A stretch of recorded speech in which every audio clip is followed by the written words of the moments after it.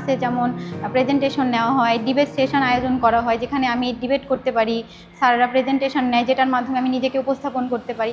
আগে যেমন এই বিষয়গুলো ছিল না, এখন আমি আমার রাষ্ট্রবিজ্ঞান বিভাগে এসে এগুলো ইমপ্রুভ করতে পেরেছি এখান থেকে।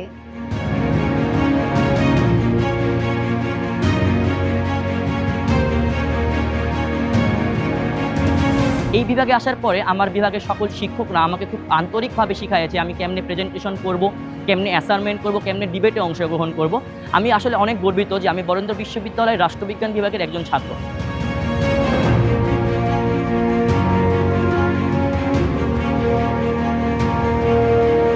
সাংগঠনিক দক্ষতা বিকাশের জন্য বিভিন্ন ধরনের সেমিনার, সিম্পোজিয়াম, ওয়ার্কশপ করা হয়ে থাকে। স্বভাবতই আমাদের শিক্ষার্থীদের মধ্যে নেতৃত্বের গুণ বিকশিত হয় এবং তারা যে কোনো ধরনের সংগঠনে দলবদ্ধভাবে কাজ করার যোগ্যতা অর্জন করে। আর বাংলাদেশের চাকরির বাজারের ক্ষেত্রে রাষ্ট্রবিজ্ঞান বিভাগ এমন একটি বিভাগ যেখানে যে কোনো ধরনের চাকরির পরীক্ষায় যে প্রশ্নপত্রগুলো হয়ে থাকে তার যে বেশিরভাগ আমরা মনে করি যে সাধারণ জ্ঞানের যে প্রশ্নটা সেগুলো আমাদের রাষ্ট্রবিজ্ঞান রিলেটেড হয়ে থাকে। ইতিমধ্যেই আমাদের যেসব শিক্ষার্থী পাশ করে বেরিয়েছে তারা জব মার্কেটে এই যোগ্যতার স্বাক্ষর রাখতে সক্ষম হয়েছে।